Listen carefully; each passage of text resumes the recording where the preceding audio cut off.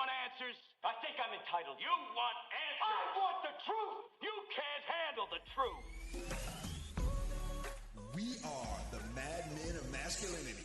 Your home for healthy masculinity. We're just real men having real conversations for you. Good day, Mad Men Mafia. You can't handle the truth. I am Kirk M. Samuels. And I am Jason B. Kendrick. And we are the Mad Men of Masculinity. That's right, folks. We're just real men having real conversations for you. For you. For y'all. We decided to, I begged and pleaded. I asked, and finally I was heard. I finally got my way. And I wanted to talk this week today about a new book that's out. What's that? And excuse me, I begged and pleaded with the author to come on and just kind of and talk about the book. And finally, the author said yes. Finally, the author acquiesced, agreed, twisted his elbow, and he finally came on. And I'm talking about this book right here. This book right here, man. This guy. Well, you know, I know a guy. The book is called Facing the Devil in You, written by one and only Mr. Jason B. Kendrick. How you doing, sir? Good to interview you Very today. well. Yeah, it's nice to be interviewed instead of doing the interviewing. So yeah, thank you very No much. doubt, man. I'm just gonna, man. I want to, man. This is a platform today, man. I'm curious about the book, man, from your perspective, from the inside out. I always liken it to when you publish a book. It's kind of like giving birth because there's everything that goes into creating the book and making the book and all the stuff that's inside of you. And then all of a sudden you give birth, the book is out, is published, and then you got to raise the book. Then it becomes like a whole life to itself. But either way, there's always a story and an insight behind every book that's published. And man, since you happen to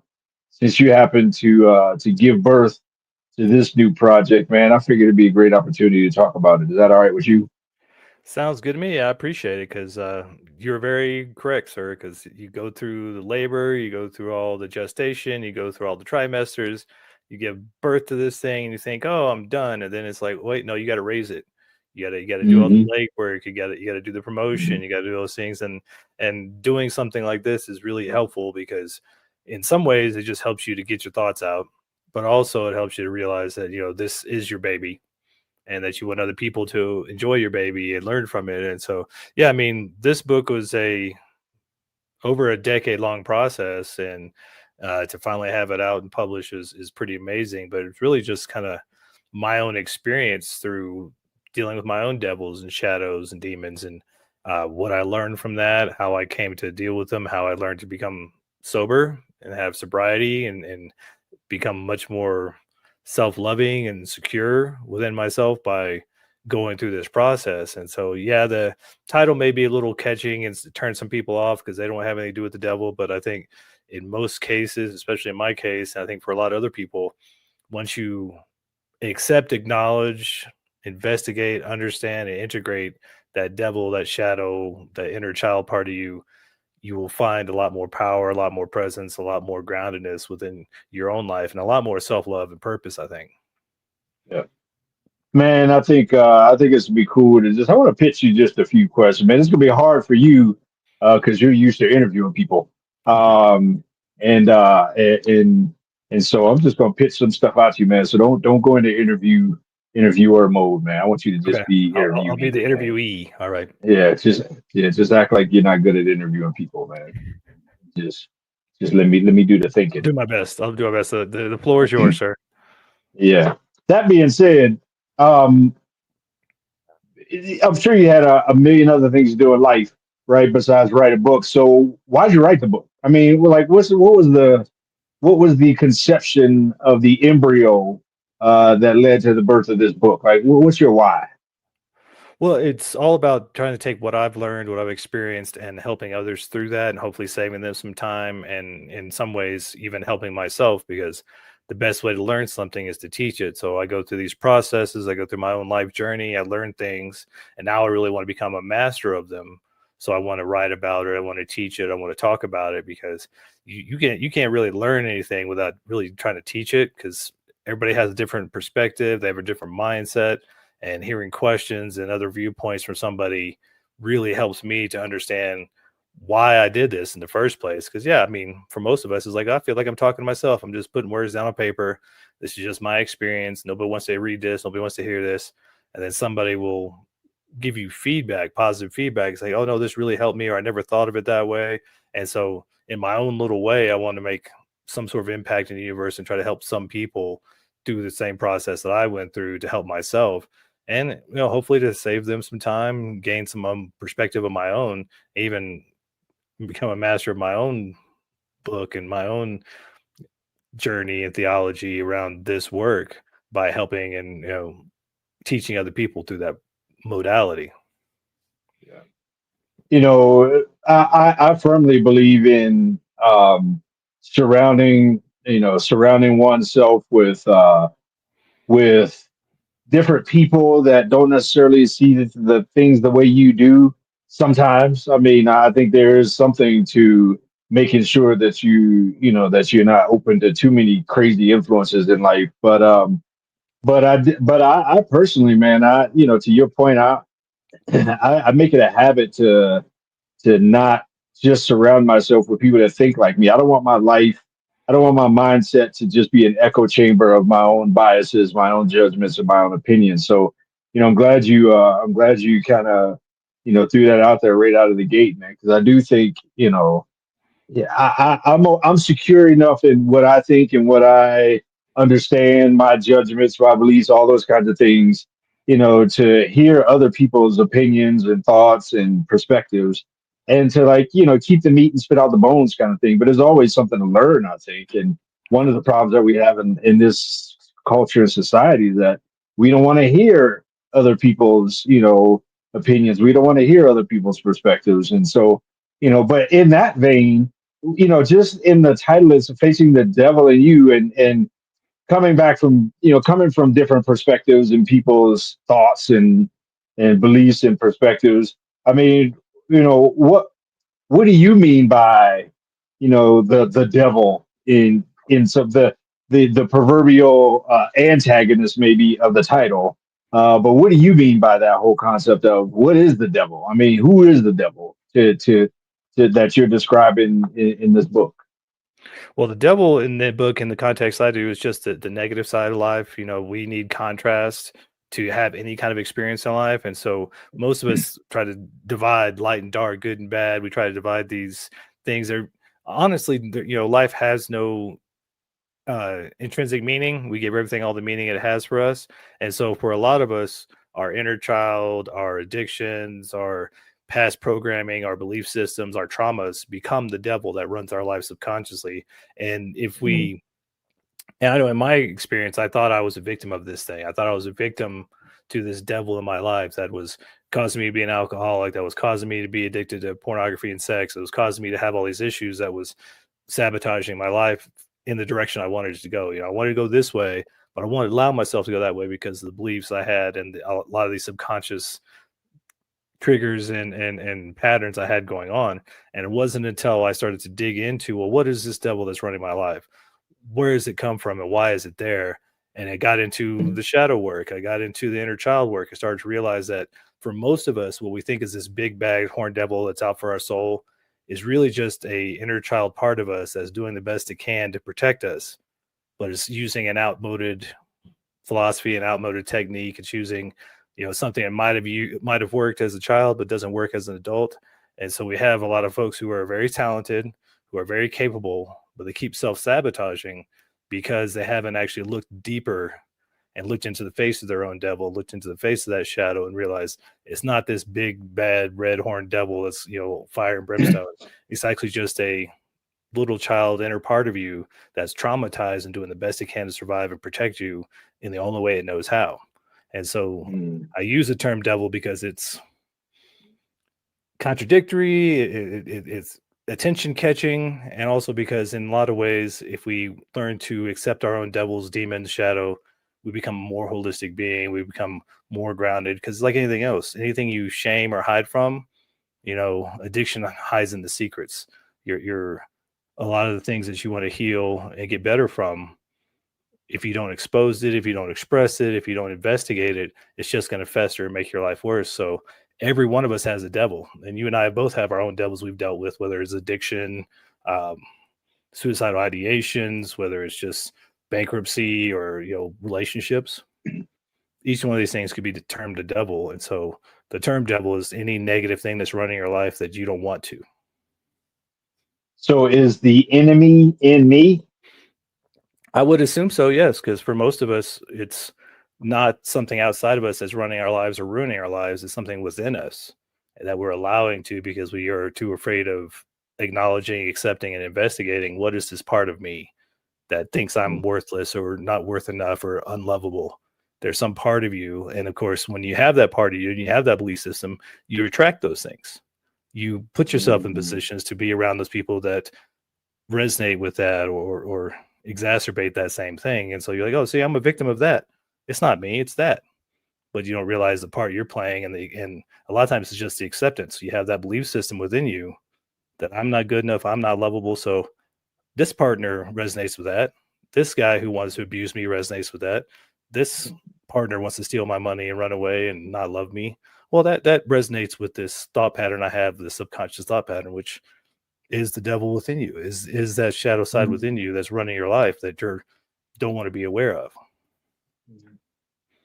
Do you think do you think that maybe why a a large piece of the population, kind of proverbially anyway, has trouble looking in the mirror, doing self-examination kind of stuff because they don't like what they see? Yeah, I mean, I think the biggest what is step one? You have to acceptance. You have to accept that whatever, step one in 12 steps is I accept that I have an issue. I accept that I have a problem. I accept that when I look in the mirror, I don't see love. I see judgment and fear and condemnation and shame. And that's probably where I should start. I should look in the mirror and go, what is my reaction to looking into my own eyes? Why do I have that reaction? And start to investigate from there. Because we all should be loving ourselves. But what do? We say things to ourselves we would never say to anybody else. And why do we do that? Because there's some part of us that we are ashamed of, we feel guilty about, or we hate outright, because we have these unconscious beliefs from childhood. And so we externalize that as, oh, the devil's out to get me. He's trying to steal my soul. Oh, these demons, I've got this demon in me or the shadow in me. But those things couldn't be a part of you if you didn't at some level accept it. And it's the acknowledgement, it's the investigation, and it's the unpacking that gets you to the point of, oh, it's not this external thing, it's me. I'm doing it to myself. Well, here's what we're going to do to ourselves. We're going to take a break here and come back and dig more into the kind of the background and the thoughts that go into the book, Facing the Devil in You by the one and only Jason B. Kendrick. This is Madmen of Masculinity, KLDC. We'll be right back. Boom. Key. Nice. Is it weird to not be asking questions? Yes. This is the weird part, to be sitting here going, oh, I'll just shut up and answer. Yeah, it's hard for you to shut up. Really? Yeah, that's like the part I'll tell you. Black. I'll tell you what's weird. You would think it's weird. Sprite plus tea. Oh no, they got this drink, Sprite plus tea. Dude, it's good, man. I mean, it's good. I mean, I'm all about the Arnold Palmer's, tea and lemonade. I mean, you throw some Sprite in there, it's a little bubbly. I'm sure it's got to be good. This is Sprite plus tea, man. These things don't mess around. Problem is, I drink a bunch of them. Don't do that. You get diabetes. 140 calories, 37 grams of sugar. Nice. A couple of those will shut down your immune system in a day. Anyhow, all right, here we go. Let's get back to it.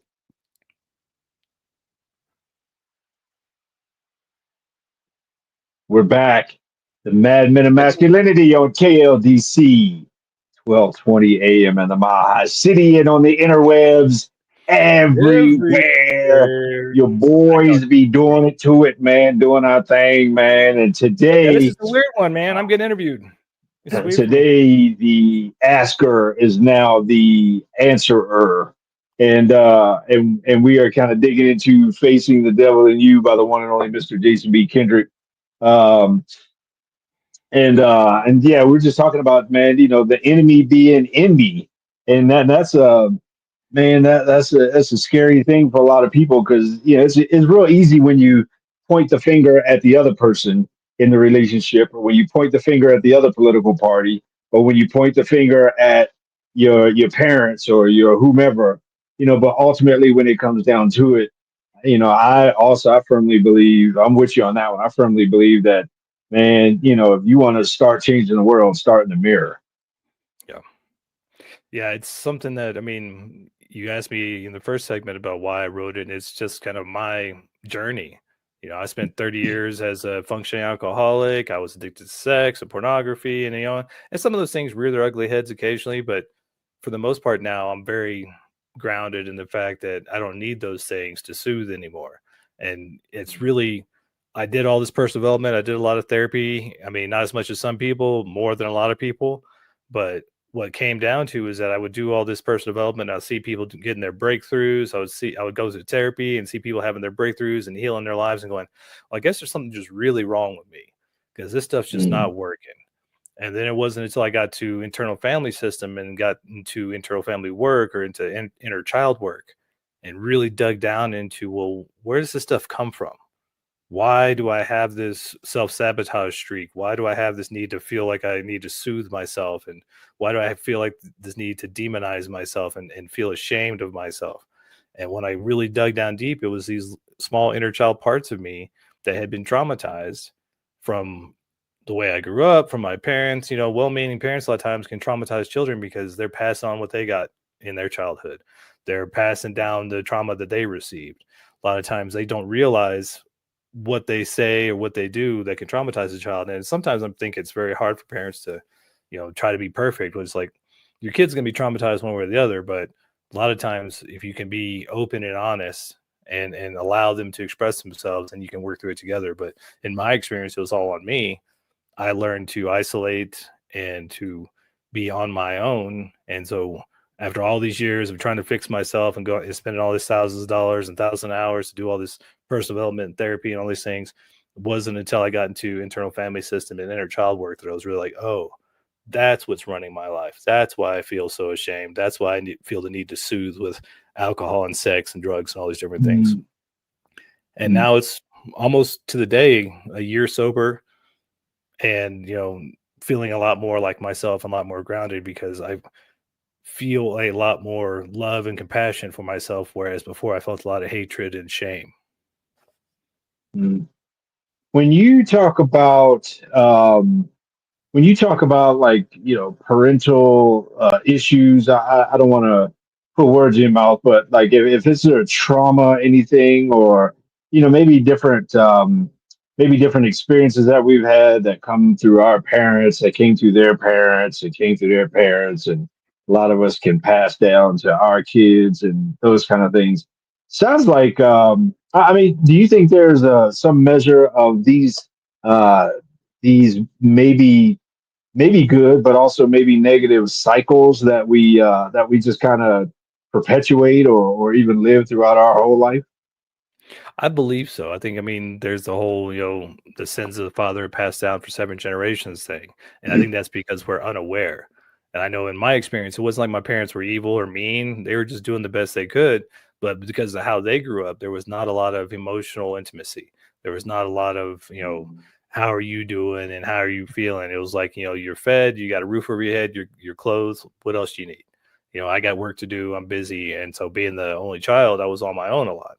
And I just learned from the way my father grew up and the way he raised me, just to stay out of the way, don't rock the boat, be seen and not heard sort of thing. And so with that lack of emotional intimacy and being an only child and being isolated and being a latchkey kid and being on my own all the time, I just developed this kind of isolationist mindset of, well, nobody's going to take care of me. Nobody's going to be there for me. So I got to take care of myself and watch out for myself, which really kind of doesn't help out a lot when you want to have relationships, or doesn't help out a lot when you want to build a business, or doesn't help out a lot when you want to do something bigger in the world, because we all need help and we all need relationships and companionship.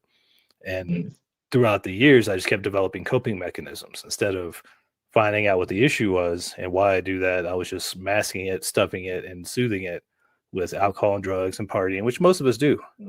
We feel a certain thing, we don't investigate why we feel that way, and then we just mask it and bury it. And that's what becomes the devil, because the more you do that, the more the energy seeks escape, and the more drastic that escape becomes. It's just like becoming an addict. The first time you hit the pipe or you took a drink, wow, that's amazing. But then each time after that, you need a little more and a little more and a little more to get that same feeling, to soothe a little more. And then it becomes out of control. And it does turn into a devil or a demon. Then you're like, I don't know why I do all this stuff. I don't know why my life sucks so bad. Because you allowed this one little thing that you didn't investigate to exacerbate over the years. And then it turned into your devil. It turned into your demon, and it starts to run your life. You mentioned the word isolation. Do you think that there's and this is just something that popped into my mind as you were speaking about that. Do you think there is a correlation or relationship between the concepts of isolation versus separation, or vice versa? Well, I mean, isolation is not in itself a bad thing. A lot of times I think isolation can be a good thing, so you can hear your own self, you can be grounded in your own presence. Some people, I know a lot of folks cannot be by themselves. They're addicted to company, they're addicted to distraction.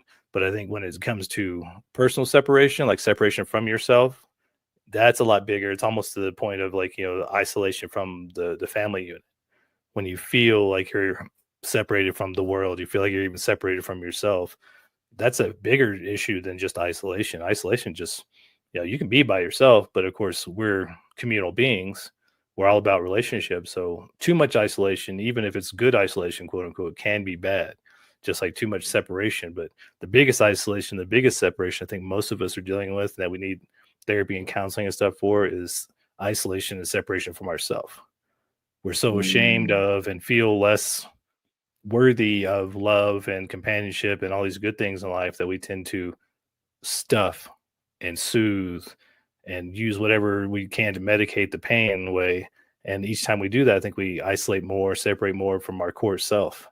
And like for me, it was the inner child part, getting back in touch with the inner child part of myself that was initially traumatized, and creating a relationship, re-raising that part, having compassion and love for that part, and reintegrating that part. Then now I'm not these pieces of me separated out in the world. I'm more and more whole as I continue to do this work. And it's one of those things, it's not a one-stop shop. It's not a one-time fix. It's constant. You're going to constantly have the same reactions, but the more you do it, the better you get at it. The more you can kind of go, oh, that's little Jason freaking out right now. So I can calm him down and have a little talk and show him some love, compassion. And so maybe now he won't react as badly, and I won't need to soothe or use these behaviors that I don't want to do.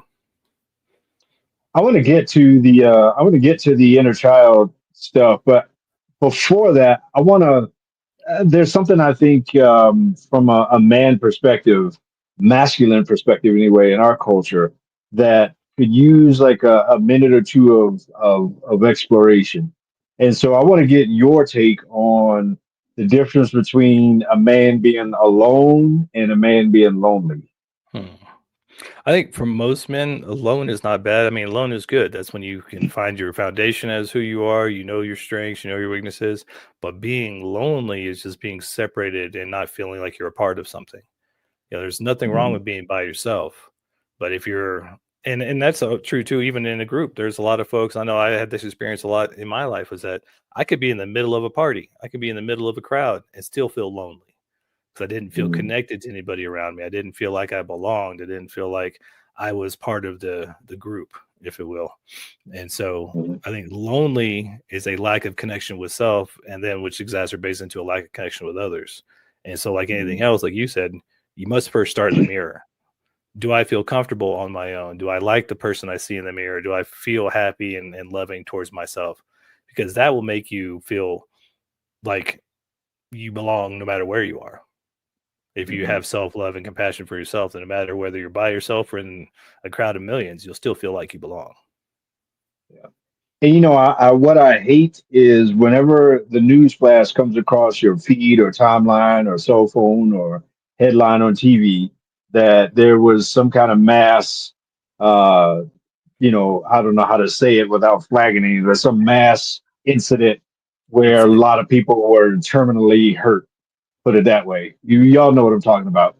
But when that comes across where there's some mass whatever casualty event, you can almost predict that the very next thing is going to come across is it was a lone man, Mhm. a lone man that did this thing. And it's almost to a T, like a lone man goes off and does these things. And I almost wonder if, that lone is the root word of both words, alone and lonely. But in actuality, I don't know if a man is truly in touch with himself, if he can if he can do those kind of things. And so that's why I wonder if there's a difference between alone and lonely in terms of isolated and cut off and separated from society.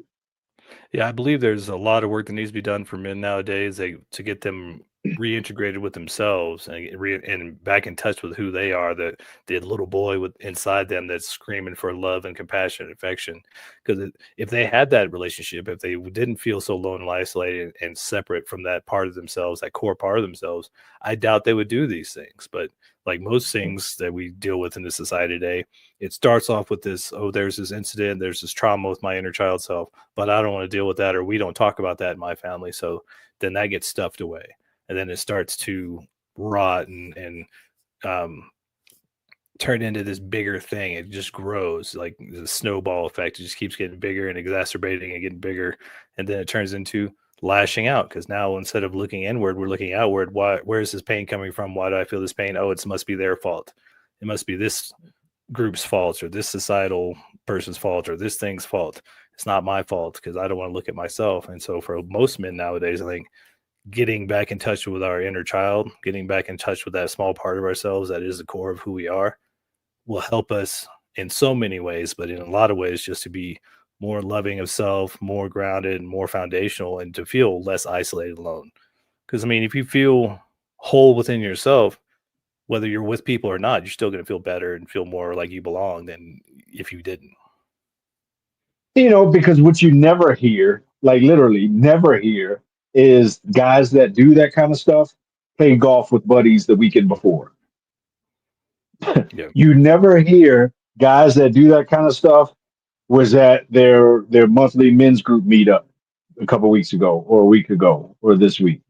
You never hear those guys having a friend circle or having a social circle or having connection, which is again why this whole idea just really haunts me in terms of the facing the devil in you. So speaking of facing the devil in you by the one and only Mr. Jason B. Kendrick, we're gonna keep delving into this kind of stuff, man. You brought up a couple things that definitely deserve some digging deep when we get back from this break.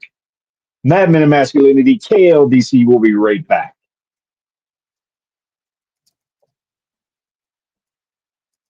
Oh,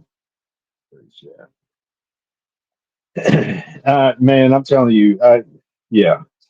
I mean, for guys to be able to look inside, man, is man, and face that thing.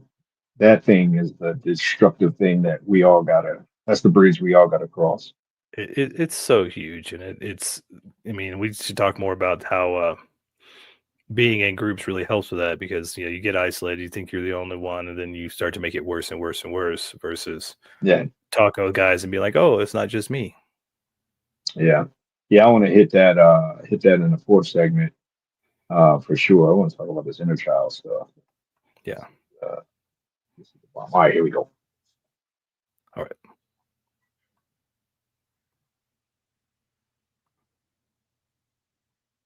We're back. Mad Men of Masculinity, KLDC, Mile High City, 1220 AM all over these filthy airways, man.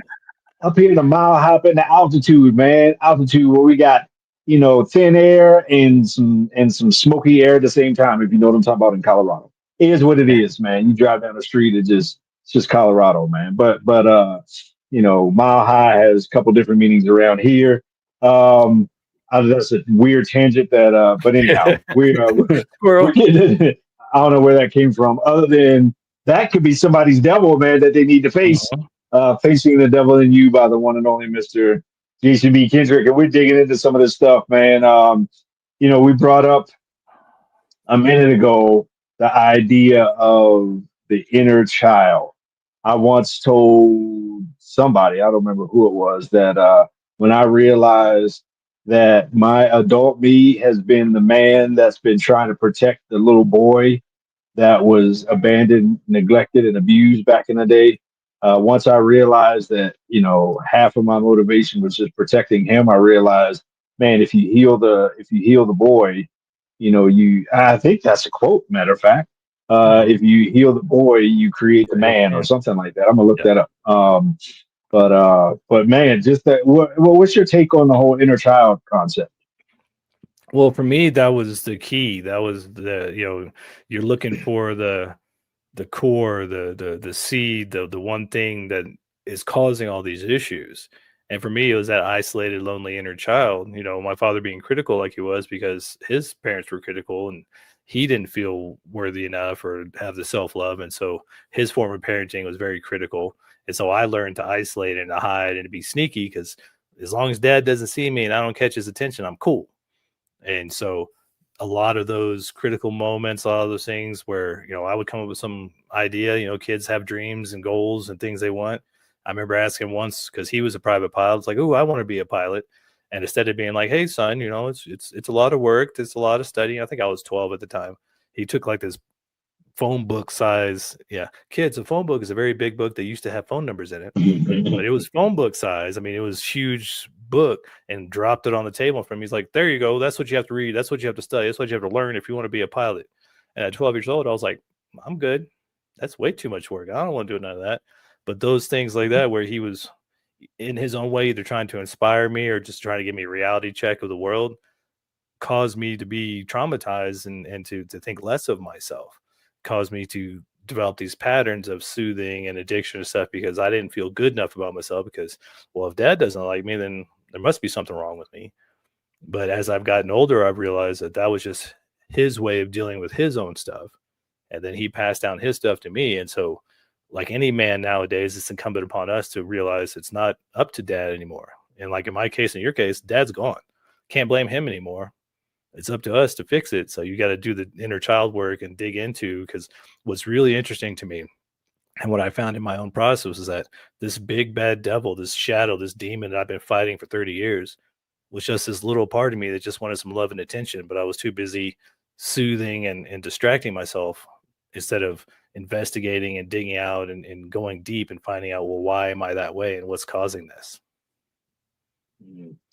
Yeah, man. I think, our generation that grew up drinking out of the water hose and just being home before the street lights came on. I think that's a common occurrence in our culture, just the idea of self-soothing.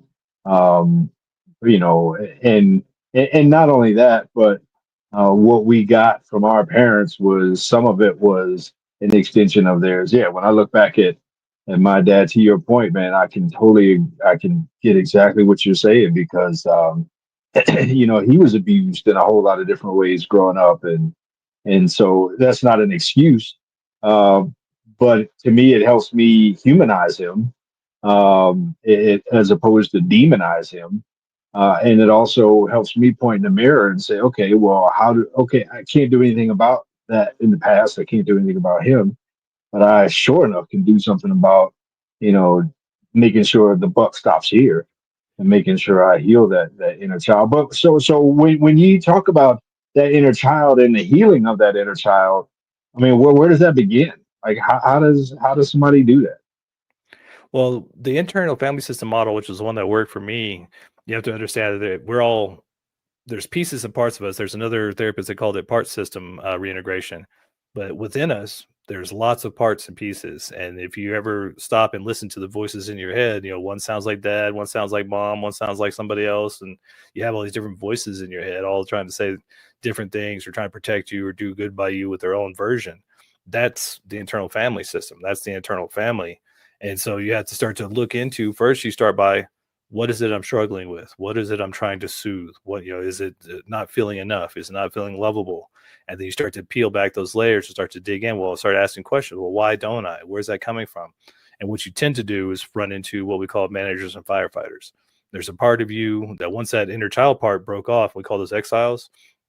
The exiled part is the traumatized part of you that we don't want to be harmed anymore. We want to protect that part. So we put that part in the corner and like hide it in the closet. And then there's this manager part of you that manages you away from triggering that part. So you got to negotiate with the manager to allow you to even talk to the little part. Well, not only are there managers, there's the firefighter parts. And a lot of us with addictions, that's the firefighter part. Because now we're not even trying to manage away from the triggers. We're just trying to soothe. We're trying to put out the fire. So that comes in the alcohol, that comes in the drugs, comes in this, whatever the soothing modality is, medication. And you negotiate with those parts. You tell them, hey, I'm the older version. I'm not the 3, 4, 5-year-old little boy anymore. I'm grown now. I can handle this. Let me talk to the little version. You make friends with the managers and firefighters, then you talk to the exile part of you. And what you'll find is that part of you that's doing the best it can to protect you still thinks you're 4, 5, 6 years old, still thinks you're the same age when the trauma happened. And so it's using that same modality to try to quote unquote protect you. So when you go, hey, I'm 40, 50 years old now. I don't need you to try to protect me more. Let me protect you. Let me take care of you. And then you reintegrate that part of you. And when you can reintegrate those parts, you can actually reintegrate the managers and firefighters too. So all these parts that we had, when we were kids and we're wild and gregarious and we had no fear and we go talk to any stranger and we go do whatever we want to do. And then over time, we became more and more isolated, more and more safety conscious, became more and more fearful. It's because those little parts get broken off. And as we heal those parts and dig into that inner child part of us, we start to regain some of that passion. We start to regain some of that love for life and some of that fun loving attitude because now we don't have protect anymore. And a lot of times it's just a reality check. Like, oh, all this stuff I'm afraid of, 99% of it never happens. I'm just making up a story. Why am I making up a story? Well, I'm trying to protect myself. Why am I trying to protect myself? Well, this part of me is afraid that if I do this, this will happen again. Well, that's probably not true. But we don't know that until we start to dig in and start to have conversations, start to re-raise that inner child part of you and reintegrate it. The more we reintegrate, the more we get those managers and firefighters and exiled inner child parts reintegrated, the more whole we become. Everything you just said sounds a whole lot like another concept that a guy named Sigmund Freud developed: the id, the ego, and the superego. It being the primal part of us, the superego being the morals and values, and the ego being the part that gets to choose, balancing all of those together. So, do you think that there's in a lot of times when we contextualize, when we use the word ego, I think we use it incorrectly based on the his 3-part personality theory. But do you think that that ego plays a role in everything you just described, as far as the integration of all the different parts of who we are and our past? And yeah, I mean, I even put a chapter in there, the function of the ego, because the ego is one of those things that has gotten a bad rap over the years. And depending on which philosophy you use, there's lots of philosophies out there like, oh, you've got to kill the ego and you've got to suppress the ego because the ego is the evil inside you. The ego is just a part of you that's all about physical survival. It's all about the body. It's a part of the body. Once your body survives. But for the ego, homeostasis and status quo is survival. So even if you're an alcoholic or you're obese or you're doing something that's unhealthy for you, the ego would rather keep you stagnant and in that because that's safety. You can handle that. The devil you know is better than the devil you don't. So it doesn't want you to change. It wants you to stay within this, safe homeostasis, this safe place that it understands. So the known is what it knows. And so the ego will fight you when you're trying to do better, when you're trying to make changes, because it doesn't like change. Doesn't like newness, even though that's for the best, even though that that's going to be better for you. The ego is still going to fight because that's different. Change is scary to the ego, and it's all about keeping you in the brackets, keeping you in the same box that it knows and can control. And so that's what we tend to have a lot of issues. And then when you break the ego down into managers and firefighters and inner child exiles, you see why it's such a struggle, because now you got to negotiate with these three different parts of you for this one issue. And as you negotiate with that part of you, then there's something else that comes up. And so this constant negotiation and re-education of all the little parts of you. And the biggest thing, the reason I entitled it Facing the Devil, the reason I talk about devil and shadow and demon, is we demonize these parts of us we don't want to address. And by demonizing them, then we don't look at them, we don't address them, we just try to shove them away. Well, that's what causes all the issues. If you address your demons and devils and shadow side with love and compassion and understand it's just trying to protect you, you go a long way, much further way into healing than you would if you didn't. Yeah, I told my son one time as we approach a break here, but I told my son one time that every superhero has a sad backstory. And if we were to look at that sad backstory, we can always find strength in that. Like in reality, if you study the character of Batman, he's really a villain that just hates bad people. And so, for us to grapple with that, man, um, do you think that being able to face the shadow side of us is kind of the beginning of discovering our superpower? Oh, absolutely. I believe, and we've talked about this on other episodes too, but when you no longer have anything to hide, when you've accepted all your shameful parts and your shadow parts and your demons and devils, then nobody has anything to use against you. There's no ammunition. And when you can accept those parts of yourself, you accept those parts of others. It makes you more foundational, makes you more powerful, more strong, but it also makes you more compassionate towards others. So instead of having two shadows arguing with each other and two people blaming each other and shaming each other, you can go, oh, I have that same issue within myself. I can understand where this guy's coming from and show a little compassion and restraint instead of constantly blaming and pointing fingers. And it makes you much more powerful. It really, I think, integrating your devilish side, the shadow side, your demons, making those a part of yourselves and accepting them. I mean, if you think about it, when you don't, you're cutting off half of yourself. That's part of you. But when you shame it and try to shove it away, you're giving away half of yourself. And so you're much more powerful. You're much more whole when you can accept and integrate all those parts of yourself. And then you have much more to offer the world at large. Yeah. That's a strange concept for a lot of people, but I think once you grasp that, I look at somebody like Ray Lewis, Hall of Fame NFL linebacker, who's a motivational speaker, who's gifted, who can inspire anybody. And at the same time, if you ever look at highlights of when he was on the field, I mean, he was basically a demon on the field. And so being able to tap in, it's the same person, but being able to tap into one can give you a superpower that doesn't take away from your ability, or maybe even adds to your ability to shine your light. So we're gonna take this break, man, our last break, and then we're gonna come back and wrap this conversation up. Facing the devil and you, the one and only, I'm covering up the name at the bottom, Jason B. Kendrick, our guy, half of the madmen of masculinity. And we're covering that on 12:20 a.m. in the Mile High City. We'll be right back.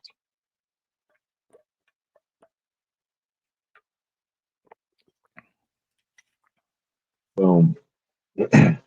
We'll get to some good solutions, namely the group and the group stuff and all that kind of junk.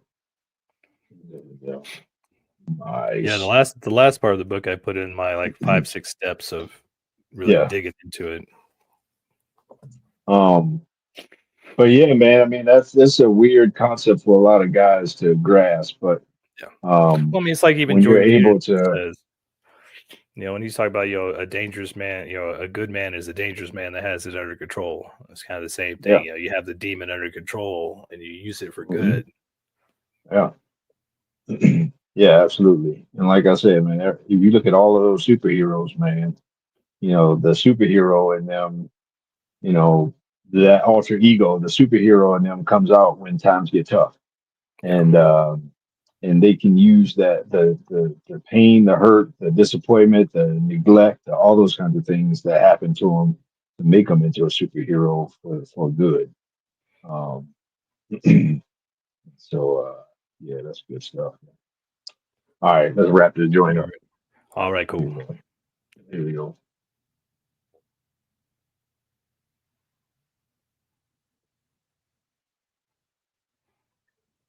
All right, fourth quarter time. Mad Men of Yeah, yeah. Masculinity, It's a KLDC on the do it. interwebs, everywhere, all over all the podcast platforms, all that kind of Yes, stuff. We ain't sir. hard to find, man. YouTube channels, Holla at your like, boy. subscribe. It's free to hit the like button. It's free to hit the subscribe button. You can unsubscribe later, but I mean, who Oh, you unsubscribes can. themselves? Because it's like, I mean, just dude, it's free, but it helps out your brothers big time. We One day appreciate we're you. gonna get YouTube to send us a check. One of these Yeah, days. man. Um, It's coming. one day we'll make $1 from all of the stuff that we do. Yeah. $1 But back. I got my rebate. well, one day we'll get $1 back from all this stuff, man. Right now it's a passion project and we love it, Yeah. man. We love this kind of stuff, digging into the stuff that doesn't normally get talked about, man. And today we're talking about Facing the Devil in You by the one and only Mr. Jason B. Kendrick, new I, book. I have a But I mean, question for you, sir. no. Before we do that, where can folks find the book, man? You can find it on Amazon. I've got the e-book, the physical book, the audio book will be coming out in a month or two. You can get all three versions if you want. If you want a signed copy, you can always get on jasonbkendrick.com or you can email me at jasonbkendrick@hotmail.com and I will send you a signed copy. There's lots of ways you can find the book and there'll be more and more as time goes on. I'll get this thing distributed to all the Barnes and Nobles at some point. Nice, nice. All right, man. Was your question for me pertaining to the book? Because don't be taking Well, the focus off of you. You love taking the focus off of you, man. in a way, I mean, I just wanted you to think about it. It's one of my favorite quotes. I mean, you're a Batman fan, so you'll know this quote. But Mr. Kirk M. Samuels, have you ever danced with the devil in the pale moonlight? I have, man. I have. Sometimes it's hand to hand combat too, man. Sometimes it's, man, when you have those dark nights of the soul, man, I call it my rock bottom. I mean, my rock bottom, and I've had a lot of valleys, but I think in my life, at least thus far, and regardless, it would probably be considered the most rock bottom part of my life. Oh man, it was hand to hand combat, man. It was hand to hand combat with. I mean, I wouldn't be here if it wasn't for that night. I wouldn't be here. I wouldn't be alive had I lost that battle. Yeah, But then on top of that, my pain wouldn't have become my purpose had I not fought that battle. So yes, I've yeah. I've danced with the devil Well, in the it's pale moon. it's a conversation I've had with some other friends, like Benjamin Drake from Step Seven. We talked about on the golf course Mhm. one day, and I was like, I like to reclassify things, like to redefine things, like to put it in a new perspective. And I started to think, I had talking to him about it. I sometimes think that the concept of the devil, especially in religion, is really God's drill instructor. It's the trainer, because you see all the people who survive it and come out the other side, like you, who've had the rock bottom moments, who survived that battle, and you come out the other side scarred, but you come out impassioned and driven, and you want to make the world a better place. And since you've had that battle and you've had those scars, you had that experience, you're so much more prepared to help others through that same dark night of the soul. Absolutely, man. I mean, you get qualified through life. Mhm. I mean, I don't. I personally think, a lot of people think that God calls the qualified, and I think that God qualifies the call. When the bat light comes shines in the sky, that's when it's time to rock and roll for Batman. I mean, um, so yeah, man. I mean, I think when you do go through that stuff, you are equipped to go into some dark places with other people because you know what that's like. And you talked about the firefighter and those sorts of things, but man, when you can go into some dark places and come back out like a Navy SEAL, Yep. man, you're better off at it. You can do some things that other people can't do. So Yeah. I Well, totally. it's the acknowledging, making friends with, and loving those parts of you that most of us shun and demean. Mhm. And when you make friends with your inner devil, you make friends with your shadow, and you integrate them. There's the old Cherokee story that everybody gets wrong in the West for some reason, where they talk about, there's two wolves inside me. It's all about the one you feed. Well, the original Cherokee story is like, if you respect both, if you honor both, then they don't fight. If You honor the fact that you have a devil inside you. You honor the fact that as a man, you have the capability of taking somebody else out, and you know you have that capability. I mean, we both know people who are highly trained martial artists and highly trained, people in the military, and those are some of the sweetest, nicest people in the world. And the reason is they Mhm. know their dark side, they have accepted it, and they know how to use it. It's when you don't know how to use it. You see, the loudest guy in the room is usually the most fearful. The loudest Mhm. guy in the room is usually one that's the most afraid. And it's because he doesn't know his shadow. He doesn't know how to protect himself. So he thinks the only way to protect himself is to be the loudest and quote unquote scariest. But those of us who know better know better. We know he's just Yeah. afraid. And I don't think we do a great job in our culture of preparing young men to be Mhm. fighters. To not be afraid to fight. When we grew up, if you had a problem with somebody in school, you meet at the flagpole at 3 o'clock. Yeah. And you just handle Take whatever it you had to outside. handle, and it was over. You didn't take it out on everybody, kind of thing. And when my son was in middle school and he had racist bullies picking on him, I told him, man, next time somebody gets in your face, punch them in his. I mean, and I take care of the consequences. Yeah. Don't you worry about that. I got that part, but I'm not raising a sucker, right? I'm not raising somebody that's afraid to stand up for himself and allowing somebody to bully him, because if he doesn't stand up for himself, he won't stand up for his country. He won't stand up for his beliefs. He won't stand up for his family. None of those kinds of things. And so, yeah, the idea of learning how to fight is the best way to be a peacemaker. Well, and also the idea of learning how to accept all parts of yourself. I mean, if you Mhm. accept every little, you know, talent, every little fault, every little trait that you have, there's no ammunition everybody else uses against you. Mhm. Oh, you dummy, you so short, or you're so this, or you're so this. So you're like, and yeah, I'm Mhm. short, or yeah, and I'm this or that. What, like, as long as Mhm. the issue with insults that most people don't realize is that the reason you get upset is because some parts of you believe that. Like if I called you a three-horned purple dinosaur, you'd be like, "Pff, whatever." But if I'm like, hey, your hair's Mhm. falling out, some part of you gets upset because you're like, yeah, my hair's falling out, or I'm going bald, or I'm overweight, or whatever the thing is. And so when you can accept those parts of yourself, the good, bad, and the ugly, nobody can Yeah. insult you. Yeah, that's kind of like that scene in 8 Mile where Eminem just kind of Mhm. he Let ate me the tell you other about guy me. up he just put himself down with all the stuff that the other guy was going to say. And yeah, I remember the day I took took my story back, and I owned my story, and I put it out there in public. And yeah, to your point, after that, it's like, okay, so what you know what is somebody else gonna say about me? And Yeah. so yeah, I mean, now, but before we run out of time here, though, we got to get some solutions to some guys, man. We got to get some answers. And so, how does somebody accept and acknowledge just the shadow side, whatever you want to call it, the shadow side, the devil side, your enemy in me, all those kinds of things? I mean, how does somebody like put their hands on that and not only acknowledge it but accept it, but then move forward in life with those things? Well, I mean, the first step in all 12 steps is to accept, acknowledge. So you have to acknowledge the fact, you have to acknowledge the reality that you have this part of you. And then you have to accept it. And those usually go hand in hand, unless you're just being a sucker and a punk and you don't want to accept the fact that you have this thing and you're still trying to lie to yourself. It's a hard pill to swallow. But once you say, yes, I have this thing. Yeah, I'm an alcoholic. Yeah, I'm a sex addict. Or yeah, I'm overweight, whatever your thing is. You accept it, acknowledge it. Yep, that's true. And it's really that easy. Yep, that's true. Well, now what? Well, how about now we get into a little understanding, or a little yeah, investigation and integration. You want to investigate that part.